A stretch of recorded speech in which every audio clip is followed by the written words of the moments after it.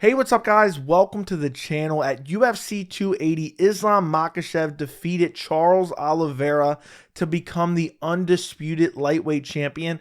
And I know immediately following the fights inside the octagon, the UFC already kind of set up Islam Makhachev's next title defense, which will be a massive super fight. But I believe there are some other options besides that super fight. I'm going to talk about that super fight last in this video, and I'm going to give you an early prediction for it. But I came up with three potential opponents for Islam Makhachev. I'm going to go from 3 to 1, one being the most likely and one being that super fight. And I'm going to give you my thoughts on each fight. And it's just potential fights that could happen in the very near future for Makhachev and for the lightweight title. And also, I'm going to talk about a fight that I do not believe is next, but I do believe is one of the biggest fights in UFC history. And it could literally be right around the corner. And there has been a little bit of talk about it, but not very much. So we're going to talk about that fight as well in this video. So before I get into any of that, Islam Makhachev went out there and absolutely dominated Charles Oliveira. I mean, he outstruck him, he outgrappled him, and he submitted him, and he finished him in the second round. It didn't take him to the third or fourth round. What a performance by Islam Makhachev to drop Charles Oliveira with his hands, follow him to the ground, and submit him. I mean, you could not put on more of a masterclass than Makhachev did in the Oliveira fight to win the lightweight title, and he barely got touched in the fight. I know there's a lot of people going in this fight saying Makhachev's going to make it look easy and so forth, but Charles Oliveira is a very tough task for anyone, and Makhachev went out there and literally blew right through him. And anybody calling Islam Makhachev boring is absolutely delusional. First off, he's beating up Charles Oliveira on the feet. He dropped Charles Oliveira. He followed him to the ground, and then he finished him. In his last fight, he got a first-round finish. In the fight before that, he got a first-round finish. And I know, his resume prior to Charles Oliveira hasn't been the greatest of competition, but Islam Makhachev is not a boring fighter. So let's put that narrative completely to rest. Yes, he is primarily a grappler, but he is also a finisher. So let's start off with the number 3 opponent. I think this is a real potential option in the very near future. Or who knows, if a certain set of circumstances come to fruition, this could be Islam Makhachev's first title defense. I don't think it's very likely, but this is a possible matchup in the next year or so for Islam Makhachev. And that is Islam Makhachev versus Rafael Fiziev. Fiziev has looked so good in his last few fights, and he's on a 6-fight win streak. He doesn't have that real signature win. He's got a win over Rafael dos Anjos. He flying knee KO'd him in the 5th round. But, a lot of people are kind of writing RDA off as kind of old. I still think this is a quality win. But for most people following this fight, they feel like Fiziev is one fight away from a potential title shot. But he's right on the cusp. And I believe the UFC is trying to make Rafael Fiziev versus Justin Gaethje next. But it seems like Justin Gaethje and Ali Abdelaziz don't want that matchup for Gaethje. They're like, we're not being a stepping stone. Well, if you don't want to be a stepping stone, then when you fight these young up-and-comers, you have to win. And then you're not a stepping stone.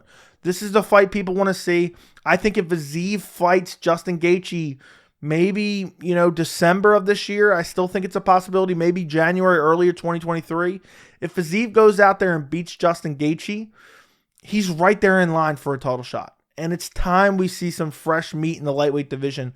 I feel like we've had the same recycled guys at the top of the division. Meanwhile, you have a bunch of up-and-coming killers who nobody wants to fight. It's time for some of these guys who are veterans of the lightweight division to fight some of these up-and-coming guys, and we could see if we can get some fresh meat and new blood into that top 5 of the lightweight division. And Rafael Fiziev versus Islam Makhachev would be a phenomenal fight. You would have your striker versus grappler matchup. Rafael Fiziev is an elite-level grappler. He only has one loss in his MMA career, and it's a fight that he was winning, and he would win if he rematched. He just got caught with a massive spinning back kick.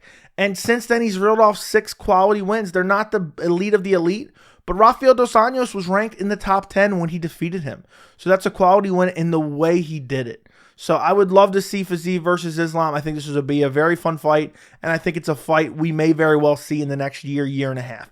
Moving on to number 2, and this is a fight, if something happens with that super fight, we could very well see this fight next, and that is Islam Makhachev versus Beneil Dariush. This is a fight we were supposed to see February of this year, and Beneil Dariush got injured. He had to pull out, and it was super unfortunate. This was a fight that I was really looking forward to.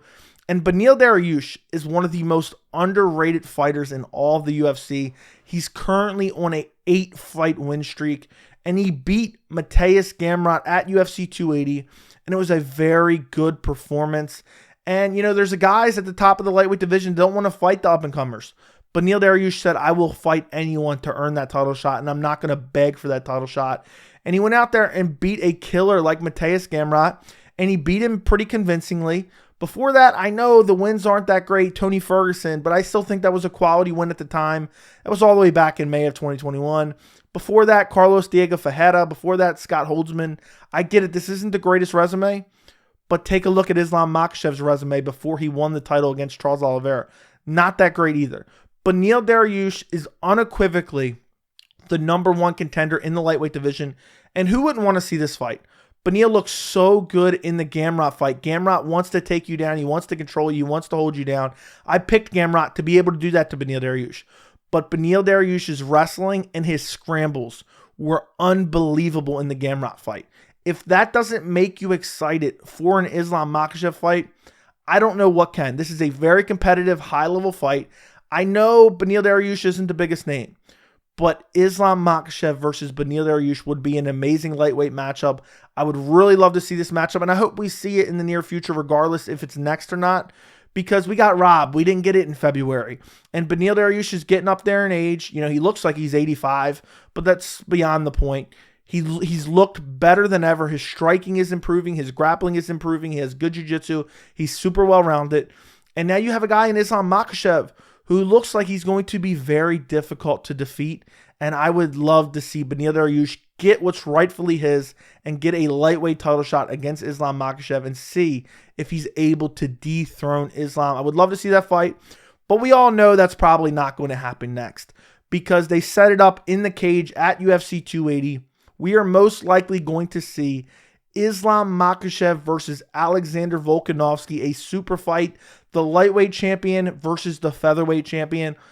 And I understand that Volkanovski kind of gets the opportunity to skip the line here, but he deserves it. Volkanovski's been calling to fight for the lightweight belt. He says he wants to be double champ. He has an amazing resume at featherweight. He's beaten Max Holloway 3 times. People kept questioning win after win over Max Holloway. The last fight against Max Holloway at UFC 276, there's no debating that win. And he's defended his belt many times. Now he says he wants to go up to 155 pounds and look to get a second belt. And Makhachev, him and Khabib were immediately talking about Volkanovski in his post-fight interview. And that seems like it's going to happen at UFC 284 in February in Australia, which is crazy. And this is a massive super fight. Champion versus champion is a big deal. There's too many times that people are throwing super fight out there for fights that aren't real super fights. This is a real super fight. This is 2 undisputed champions, one moving up a weight class to try to get a second belt. And Islam Makhachev versus Alexander Volkanovski is a very compelling matchup because Volkanovski is one of the greatest fighters in the UFC. He's one of the most well-rounded fighters in the UFC. A lot of people consider him pound for pound #1 fighter in the UFC. And he's looked so dominant. He has not lost a fight since all the way back in 2013. He has not lost a fight in 9 years. He's never lost in the UFC. That loss that he has was early on in his career. And you have Islam Makhachev, who I know he has that loss where he got KO'd by Adriano Martins, but he's looked unbeatable in recent history. So this is a matchup a lot of fans can really get behind. And, I think Makhachev, I think he's going to have the size advantage in this fight. I told you guys I would give you an early prediction for this fight. I really think he's going to have the massive size advantage against Volkanovski in this fight. I think Volkanovski can definitely do some things well against Makhachev. I think the wrestling of Volkanovski is underrated. I think Volkanovski has amazing striking, amazing variety of attacks. But I think Makhachev is super defensively responsible.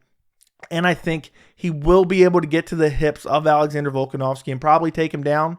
But I'd love to see Volkanovski try to get that second belt. I still think it's a compelling fight, but I would go with Islam Makhachev. I'm not sure method of victory yet. Probably Makhachev by decision.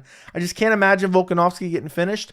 But then again, I could see if anyone's going to do it, I could see Makhachev submitting him. That's a real possibility, but I would love to see that fight. I think that's what's going to happen next, unless maybe Volkanovski has an injury or decides to have a change of heart and fight at featherweight. But we're going to see Islam Makhachev versus Alexander Volkanovski at UFC 284 in Perth, Australia. Moving on to the fight that I feel like not a lot of people are talking about. There's been a little bit of discussion right after UFC 280, but I mentioned this in the lead up to the Makhachev versus Oliveira matchup at UFC 280 when nobody was discussing it.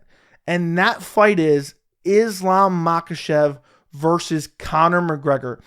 I truly believe if Conor McGregor can come back and just get one win, it doesn't matter who it's against, and Islam Makhachev is still the lightweight champion, I think this is the biggest fight the UFC can make.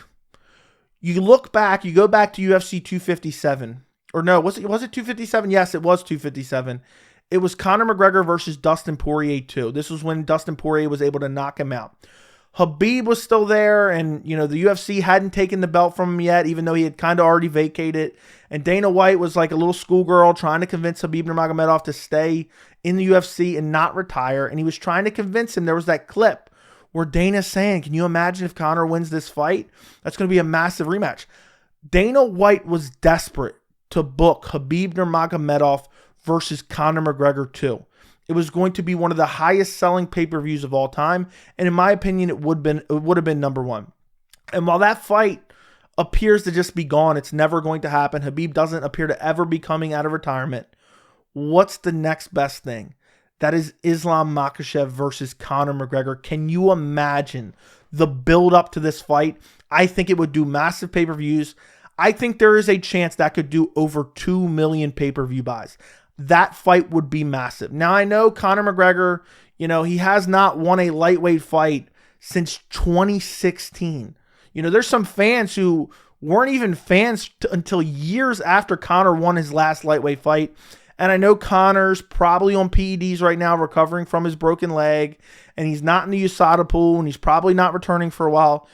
But the waiting period in the USADA pool is 6 months. If he enters maybe January, you'd be looking at a summer return, a July return. And, maybe fall, Makhachev could be ready. Makhachev could probably be ready in the summer, but typically Habib, the Muslim guys don't like to fight in the summertime. So we could potentially see an Islam Makhachev versus Volkanovski fight. And then maybe, I find it hard to believe, but the UFC would do it. And I get it. It wouldn't be fair. But I could really see them making Islam Makhachev versus Conor McGregor without making Conor fight another fight. But in the meantime, potentially, you could have Makhachev versus Volkanovski. If Makhachev wins that fight, maybe, early summer, you could have Conor McGregor versus, I hate to even utter this, but Tony Ferguson, who's just a shell of his former self. Conor goes out there, starches Tony Ferguson out cold in the first round. All the casual fans start cheering and saying, the Conor's back. And Dana White says, this kid is more motivated than ever. And then you're going to see the narrative start to shift and the media start clamoring for it and Conor to start clamoring for it. And then Dana White's going to say, this kid's done everything we've ever asked of him. He's the double-weight champion. He's taken the sports to new heights. This kid has done everything we've ever asked of him. The fans want it. The media wants it.